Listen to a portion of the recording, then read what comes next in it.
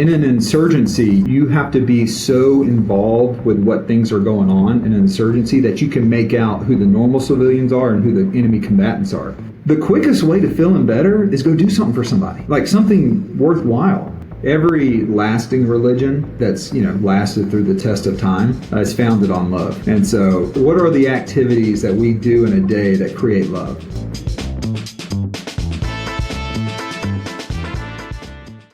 Oh, just a chaotic morning with the computer here. A little Mac update. Oh, yeah, that's always fun. I thought I was going to be late. I can't say this too loud because I got people in the next room, but one of my employees, like a very important one in my organization, just told me she's pregnant.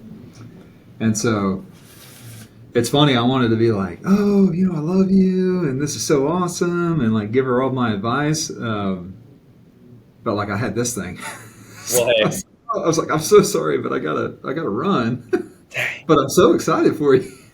Yeah, we'll kick right into it because full circle. So when we met, obviously it was brief. We got to chat in the group, but there was one thing you said, or maybe someone else said to you, where they said something along the lines of, "Yeah, I can't imagine like losing another soldier." And I remember like hearing that.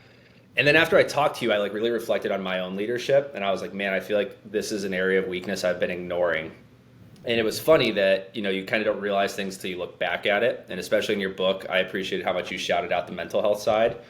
Yeah. And like, one of the best editors I ever had, I remember she got pregnant, didn't tell us. And then there was this moment where out of nowhere, our best person had to leave. And I did this weird thing where I tried to like change her role entirely for 2 weeks, pretty much soured most of the relationship.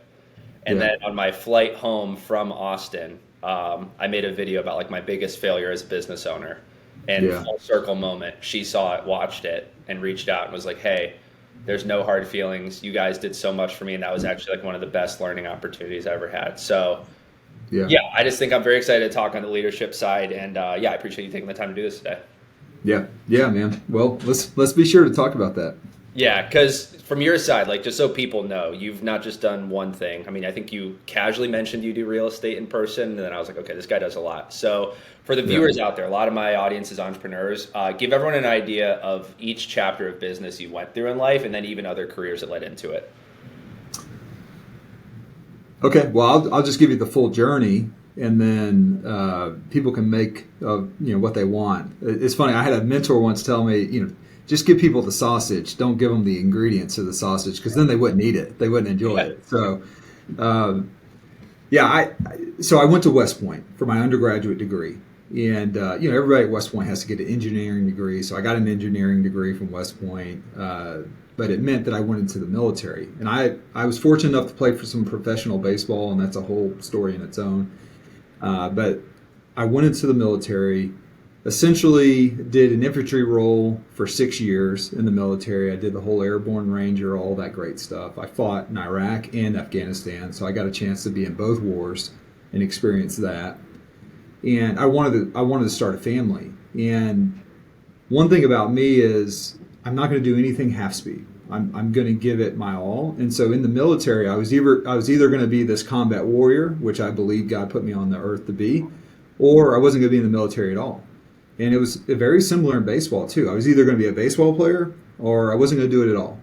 So when I decided to hang up my cleats, I don't think I touched a baseball for like 12 years. I mean, honestly, until my kids were old enough to throw the baseball around, I didn't touch a baseball.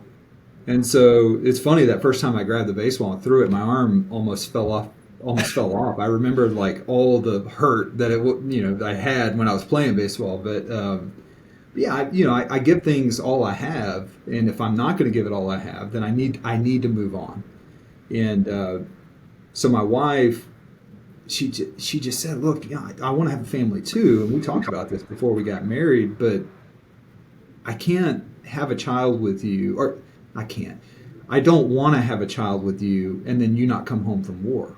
And she knew that like if I was going to be in the military in a time of conflict, just because of who the Army made me to be, I was going to be overseas. And so did you know that out of the gate, like when you were going through enlisting, like was it a pretty like 99%, like I'm going overseas, like you're not just gonna be stationed and doing Yeah. check-in? Well, in the conflict that we were in and the time that I served, everyone was deploying because back then General Petraeus decided that he was going to surge. That was the what they call the operation. He was going to surge troops into the combat sector to essentially choke out the enemy. And in an insurgency, you have to be so involved with what things are going on in an insurgency that you can make out who the normal civilians are and who the enemy combatants are. Because that's the hardest thing about an insurgency is the people you're fighting blend in with the populace, and you don't want to hurt the populace, but you have to take care of the evil, right? And it makes it a very difficult war to win unless you're just with the people all the time. And so we actually lived in sector, right, or on the battlefield. We lived out with the people, so we were with them all the time.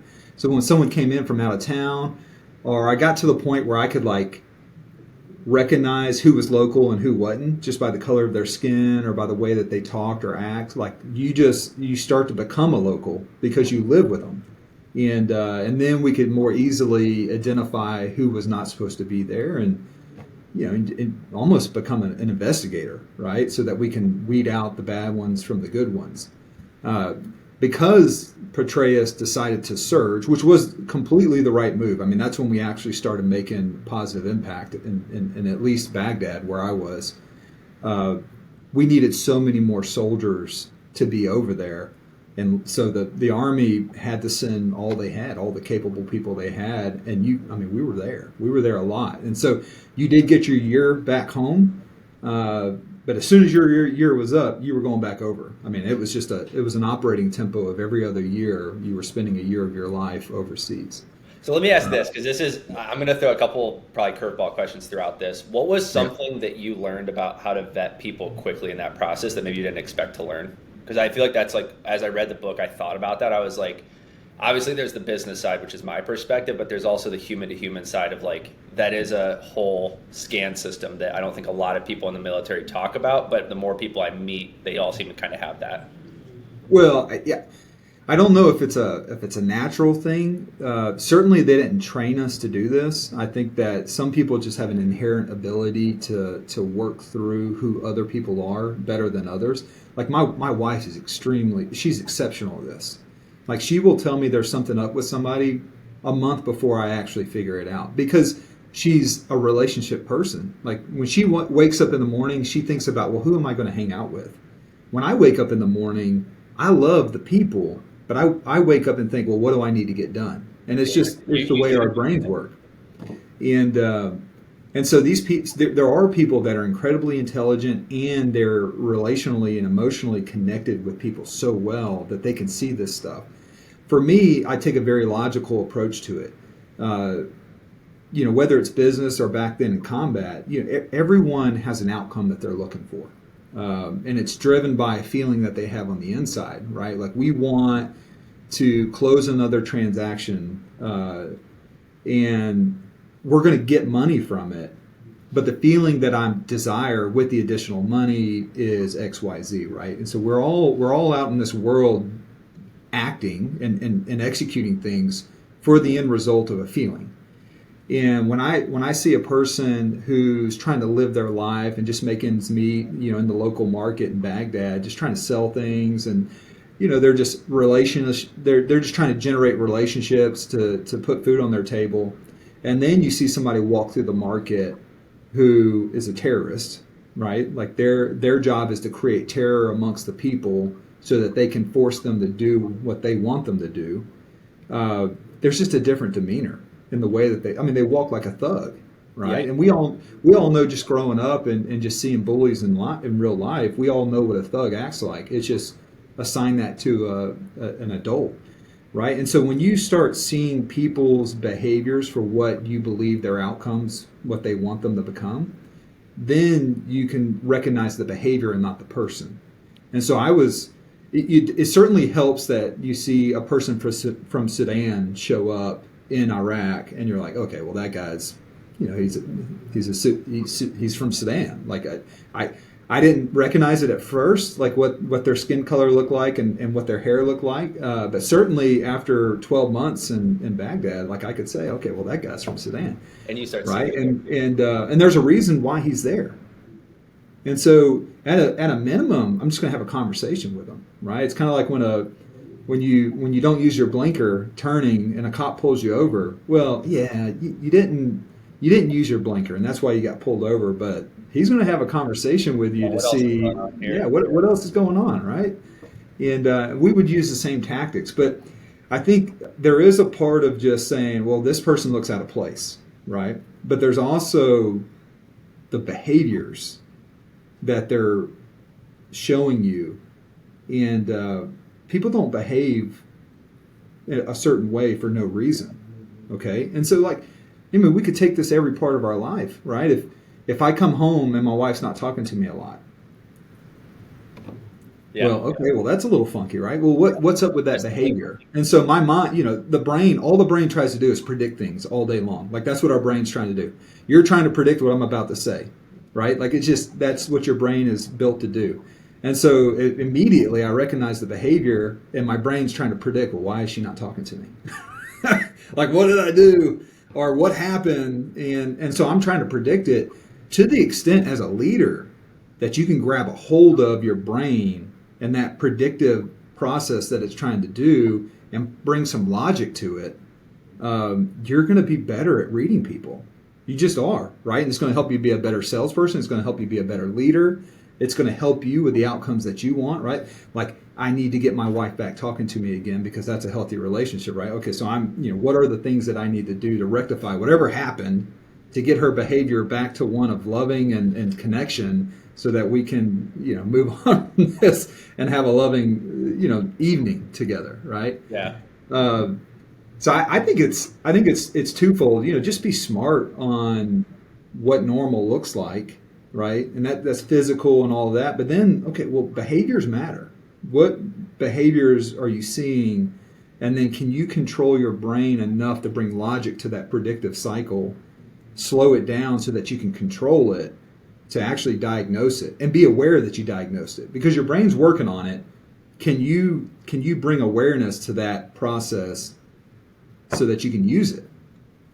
Yeah. It's yeah, and I think that was always like fascinating to me because obviously I think when we met I told you I read Jocko's book like right before Yeah. that, and so then reading yours was interesting because I did this exercise at a mastermind earlier in the year where it was like pick a word for the year, and Yeah. everyone had all these crazy words, and similar to your book, mine was still.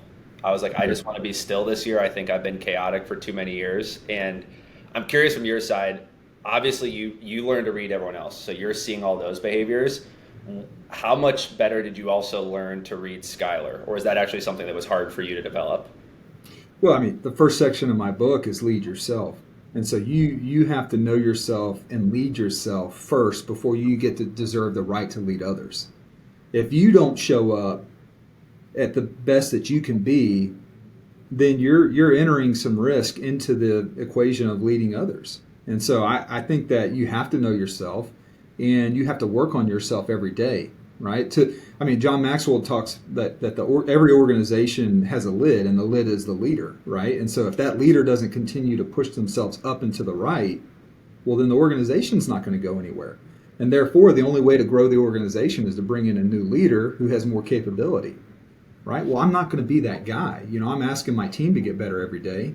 And so as a leader, I'm going to work on myself every day. And to know the things to work on, you got to know yourself. So it's a big part of it. It is a huge part of it. And you have to spend time thinking. I mean, your word still is a beautiful word because that means that you're going to spend time thinking, right? And I say that clarity is the solution to chaos. And to bring clarity, you have to be a thinker, right? Leaders have to respond to things, not react. And so for a leader to respond, they have to be thinking all the time. And that was what was so interesting because I don't think I told you, but I did have to leave a day early from the conference. So the day we spoke, I left that night, and the weather got wild. So I was forced to pull an all-nighter at O'Hare in Chicago, Oh, no. waiting for my 6 a.m. And that was actually when I started processing that first thought because I was looking at through the list. There were like 7 names I wrote. Yours was on there.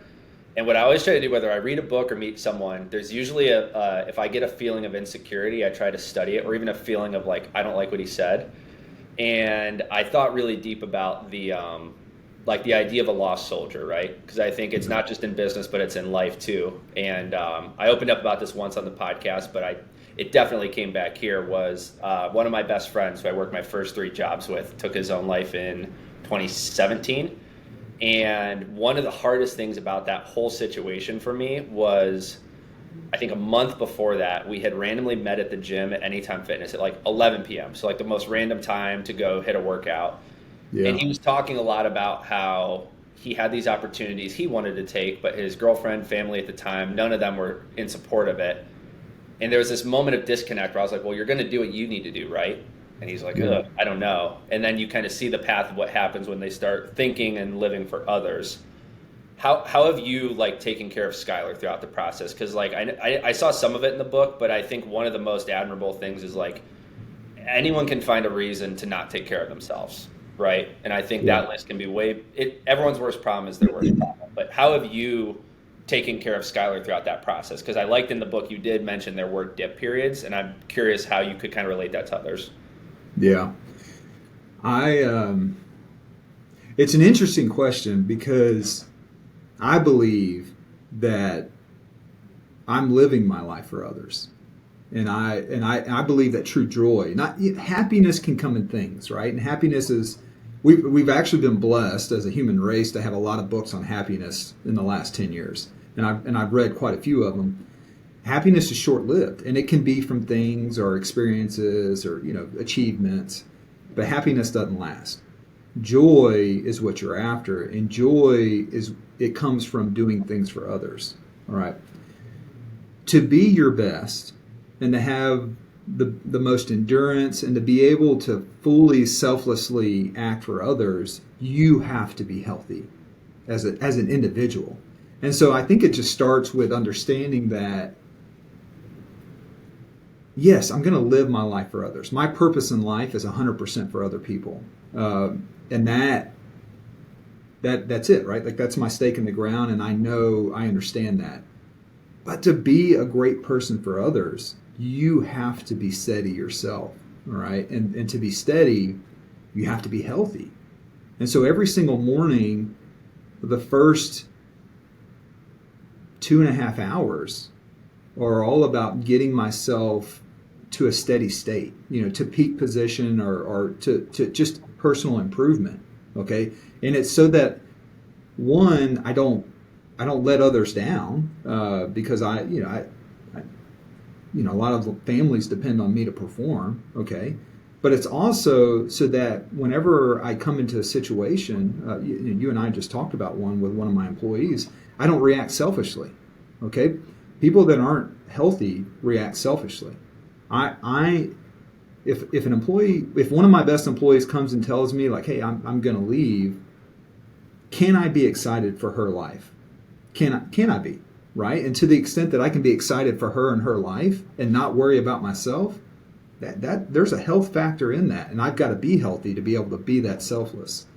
And in the book, I write about being healthy physically, mentally, and spiritually. And I look at those 3 things as a 4-legged stool.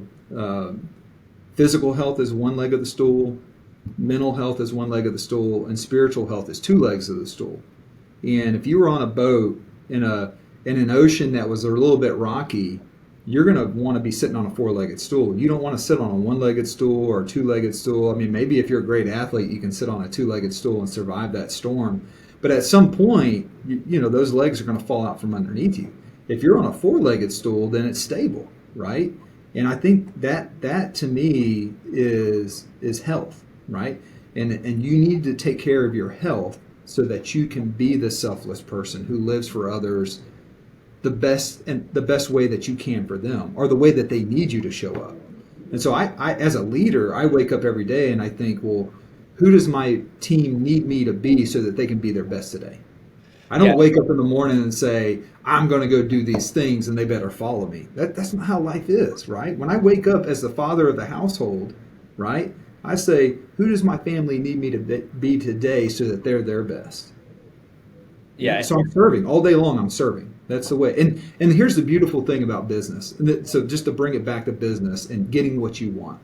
If you hire people that are completely aligned with you, motivationally, like they want the same things in life that you want, when you serve them and help them get what they want, you're going to get what you want. That's it.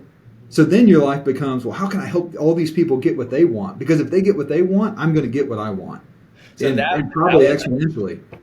so that was the funny thing in my notes that I wrote when I was reading your book is I always felt guilty about it. And then I thought, like, why am I feeling guilty? I remember all the times in my life when I would say I was struggling on the mental or spiritual. It was usually times of loneliness or where I had very few feedback loops in my life, meaning other people weren't checking in. Maybe I wasn't going to the gym as much, so I didn't see what I looked like in the mirror. I didn't know what the weights on the bar were. And I would say recently things have been great because of how many other people, you're right, depend on me. Like we got a dog, a lot of work. He's going to pee on the floor if I don't get up and take care of him. And then, having the team check in the morning. And, I remember the example of when you skip one call, you may feel like your day is better, but then everyone else just lost their leader for a day. And that could have been their worst day of the week. Yeah. And so I think it's been a golden reminder that when I look at what does everyone else want first, you're right, there is still a selfish gain in that. And I think it's okay to acknowledge that. Yeah. Yeah. Sometimes, when one of my friends are struggling, emotionally, like they're a little caught up in themselves, I say, hey, let's go do something for somebody. Like, let's jump in the truck. Let's go give one of these homeless people $20. And I make, like, let's use your money. And here's the thing, like, don't just hand it out the window. Go park the truck and go look them in the eye and hand them $20. The quickest way to feeling better is go do something for somebody, like something worthwhile. And then you start to realize, like, when you see the impact that a $20 bill does for somebody, and you see the impact of that, and then you really reflect on what you're dealing with. Sometime, not every time, right? Like some of us have some big things to work through, but sometimes that's what you need. That's the perspective you need, because a lot of life is just looking at it from a perspective. And that's a beautiful gift that combat gave me. I went through a lot of hard things, but the beauty that came out of it was the perspective on life that I have. How bad things can get versus what I have today. It's such a blessing, because I get to live my life with such perspective that I just know how good I have it. And it would be really hard for me to have a bad day. It really would. I mean, last night, okay, so here in Austin we had some bad storms last night, and our power went out. And so last night we slept in Austin heat in our beds with no air conditioner. And for me, it was like just no thing. Like, I just lay down and go to sleep. It's 80 whatever degrees, but like I've been in worse. I've slept in worse. I've not only slept in hotter weather, but I slept in sand with my body armor on, with the thought that somebody might sneak in here at night and take care of me. That's a little bit going to bed in my fluffy bed with my wife who loves me with 80 degree weather. Like, okay, like that, it's going to be okay. Right? Now, my kids don't have that perspective, so they complain, and it's a big deal to them, and they want to go get a hotel and all. We could have went and got a hotel, but I said no to that because, you know what? We need a little dirt underneath our fingernails. Like, we need some perspective. Okay? One of the craziest prompts, so I know we talked a little bit about AI, and I use it a lot for business, but I've tried more recently to just have fun with it for personal. And I did this prompt where, so I sold my DNA to MyHeritage so I can see that report of like the whole ancestry. And then it knew everything about my business. So I put the ancestry report in and I said, I want you to go back 5 generations, 10 and 20. And I want you to write a letter from each of my great-great-grandfathers at whatever tier about how good I have it and what my opportunity is today. Yeah. And wow, that letter hurt my feelings pretty bad.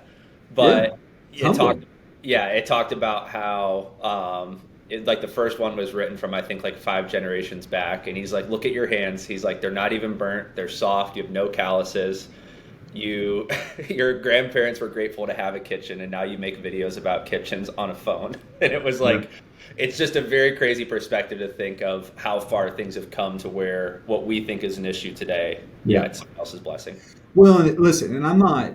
Here's. I just want to be clear. I'm not saying that it's not a big problem to my kids that it was hot last night when they were trying to sleep. Like in their little lives that they've lived, like that's a big problem. They haven't encountered that very often, and so yeah, it's tough. It is tough. I'm just saying that perspective allows you to access gratitude at a much higher level. And so, last night, rather than complain, I had perspective where I could tap into gratitude and say, man, you know what? I'm laying here with my wife. There was a time in my life where I didn't get to lay next to her when I slept. I get to sleep without body armor on. I get to sleep in 80-degree temperature, which is nice, it's pleasant, in a bed. Like, I'm grateful for all of that. I'm grateful for that. And to the extent that you can walk this life and just tap into gratitude, I mean, that's where joy is. That is where joy is. And to the extent that you can tap into gratitude for your people, it just anchors your love for them.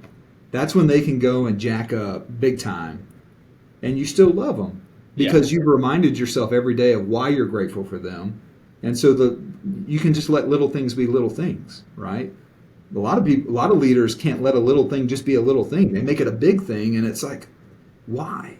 Well, the reason why is because they weren't telling themselves why they're grateful for people along the way. Yeah, and I think that was a huge one for me. Like, I think if there were two big takeaways I took was acknowledge, I'm calling it like fallen soldier moments, where it's like I lost a relationship due to my actions. Like that was my poor leadership, or let's just call it general lack of. But then on the other side, I think it's also, I think I lost several people that I think it was the gratitude piece was missing. I think it was they got the pay, they got the work, that was all there. But at the end of the day, I treated them like a robot. And I think when you treat people like a robot, you get robot behavior. Yeah. Yeah. So as a leader, do you know what your people truly want in life? Do you? I would say right now, 80% of my staff, yes. There's still two that I need to work through. And I think that's a challenge I've had. But since then, I mean, it's been what, 3-ish weeks? Yeah. And it actually, I would say I was worried it was going to make things a lot of chaos. Everyone's going to have their own want. And then it's kind of that full circle of like, I'm the chaos. They actually all know what they want. And it's been a very good window into everything is me.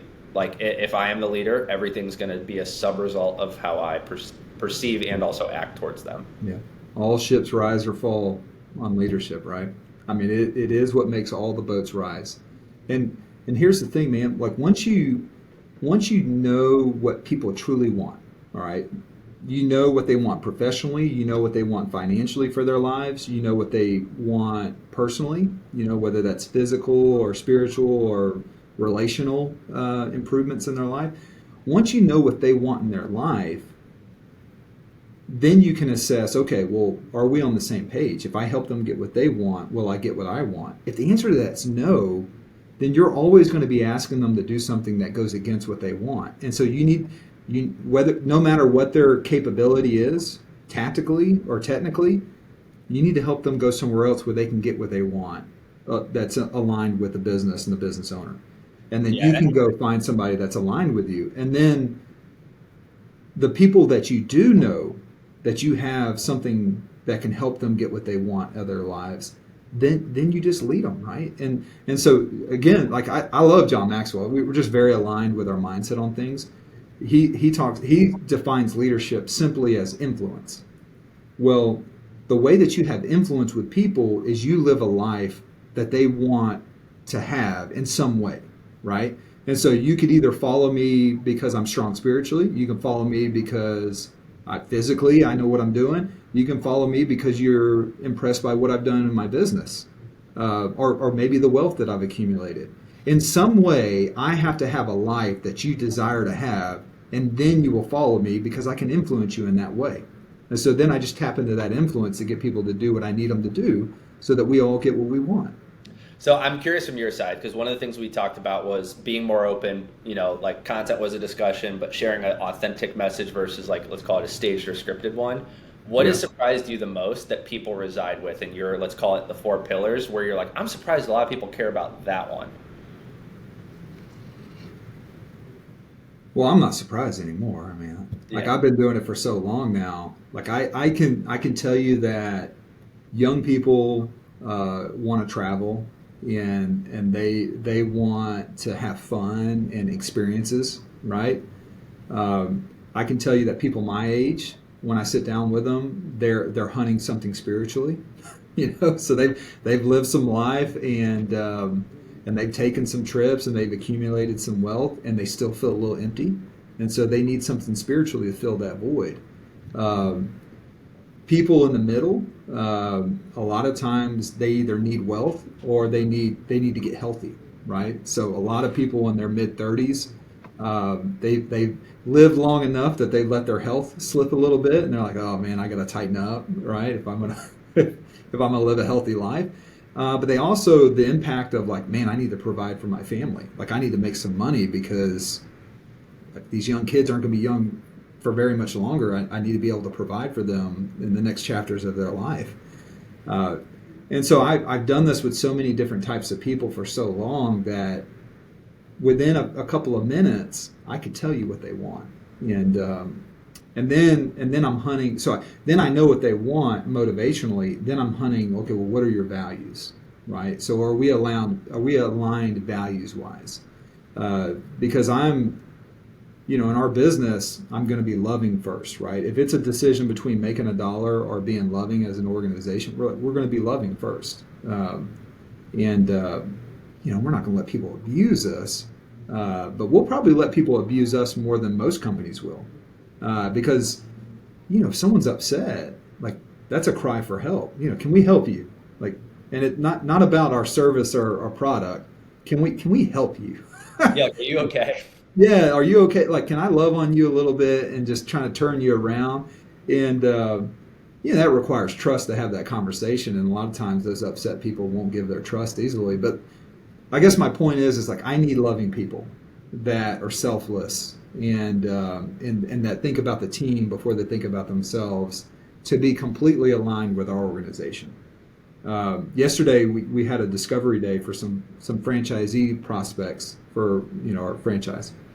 And I bet we mentioned it 15 times that the franchise is going to make money, but we need you to be a leader in your community from a love perspective. It's the whole reason why we named our laundromat franchise Laundry Love. It's because we're going to be loving.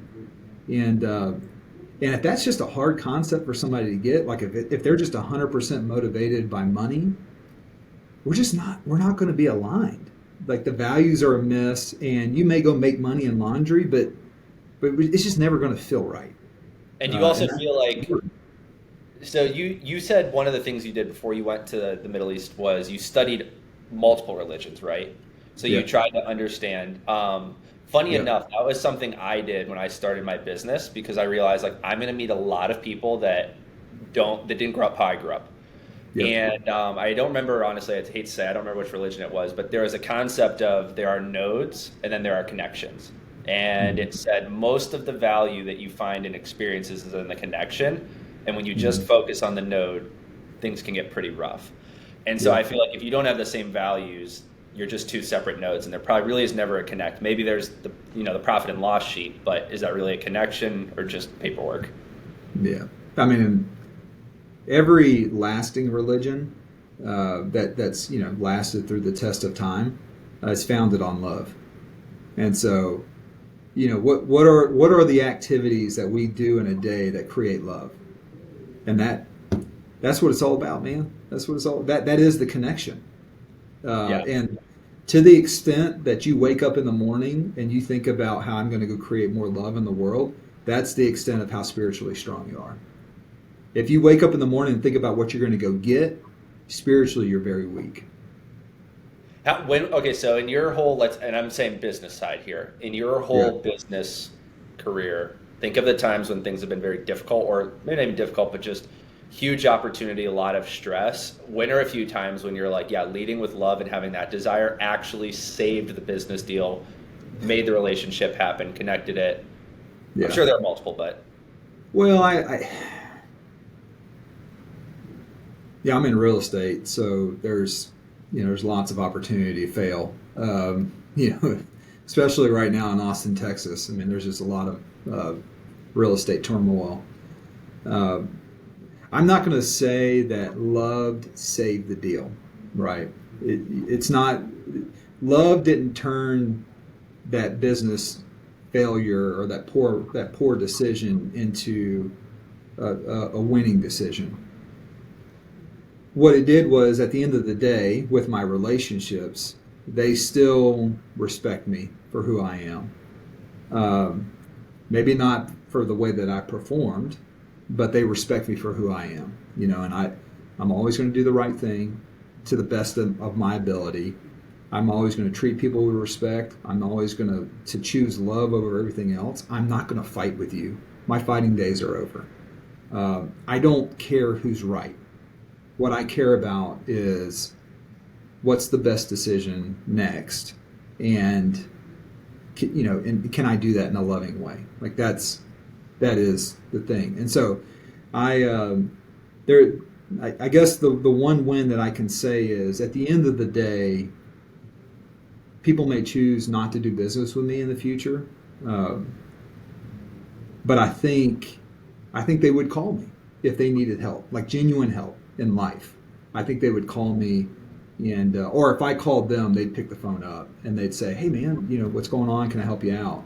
And it's because they know that in my core who I am, and look, like I can't control our economic situation. I can't control the cost of things. I can't make a miracle happen. I can't sell something today that I could sell for 18 months ago at the price. I just, that's a miracle, right? I can't perform miracles. Um, and I think emotionally people want you to sometimes. um, but once they've had time to reflect, I mean, they know who I am. So I love them. It doesn't matter if you just got off the phone yelling at me. Like, I still love you.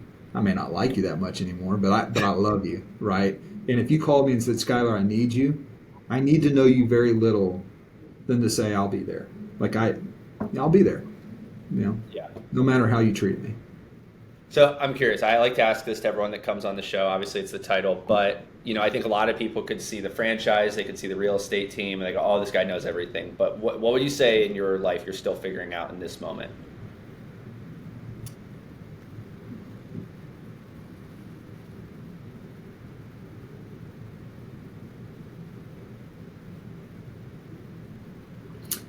I mean, I think, yeah, I'm just going to go with the thought that popped in my head, because I think it probably popped in my head for a reason.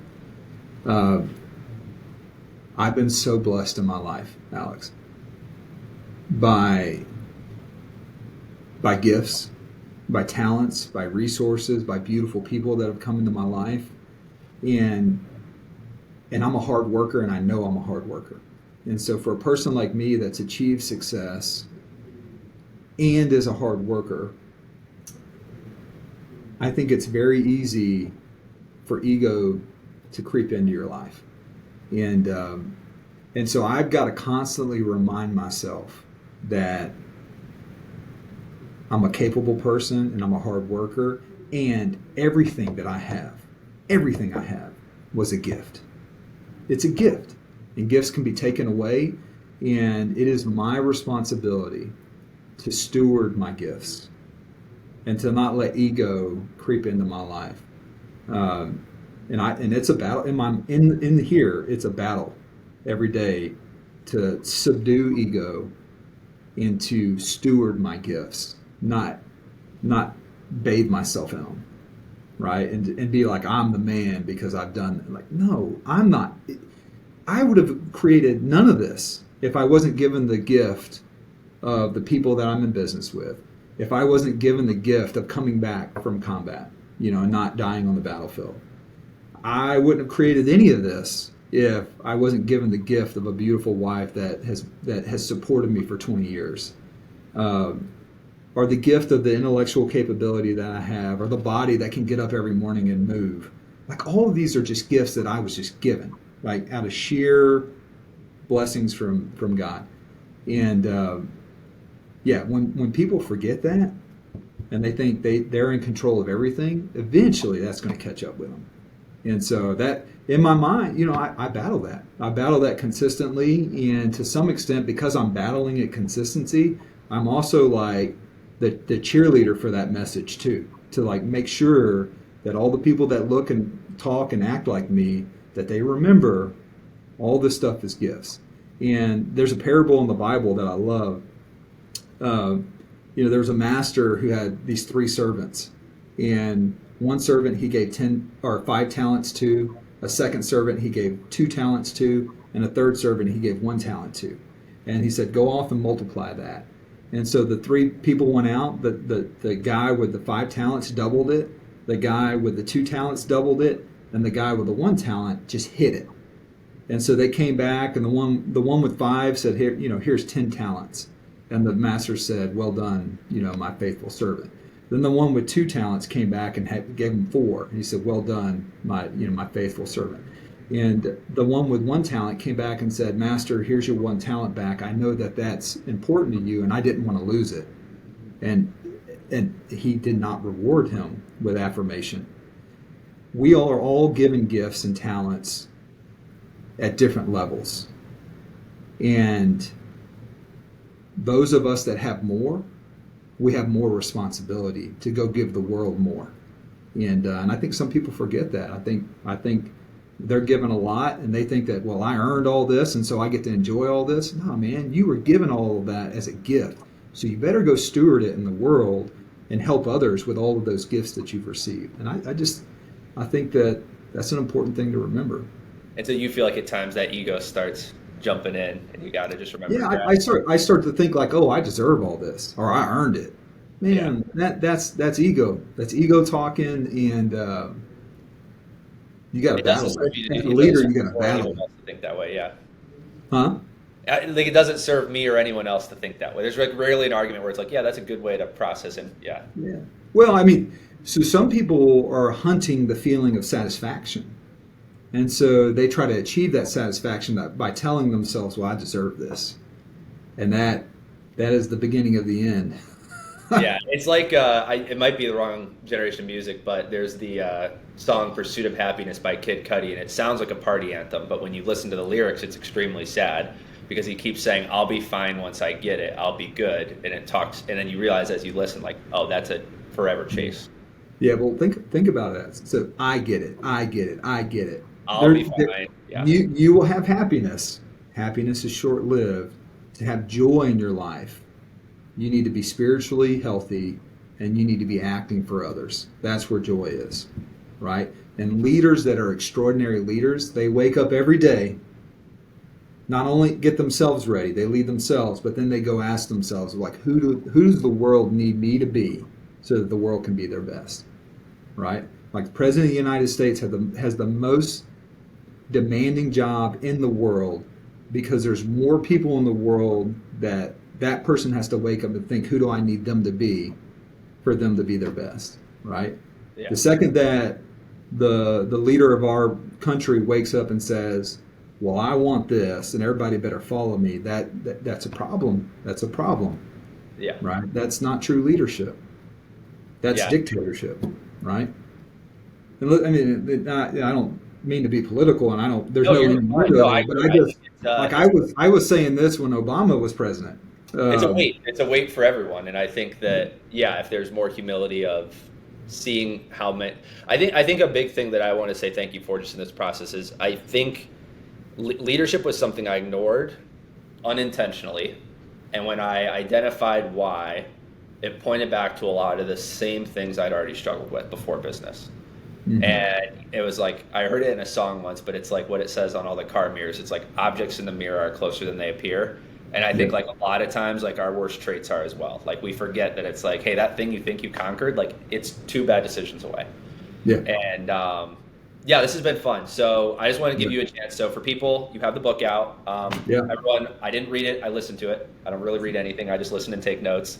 Yeah. But I really appreciate it. I can tell it's going to be one that I have to revisit as the company grows, as I have more people within the ecosystem, and as more people see me as their leader and I get that opportunity. Yeah. Yeah. I mean, yeah, I don't. I'm not a professional speaker or even really a professional author. I wrote this book as a gift to the world, in stewarding my gifts. But they can go on Amazon and buy the Audible or the book. It's titled "The Steady Leader," and if people want to do business with us, we've got lots of opportunities for investors and business owners to work with us. They can just go to schuylerwilliamson.com, and all of our opportunities are there. Perfect. All right. Well, I know you've got a book to hand off to one of your team members after this, so I appreciate you coming on. All right, brother. I appreciate it. It was fun.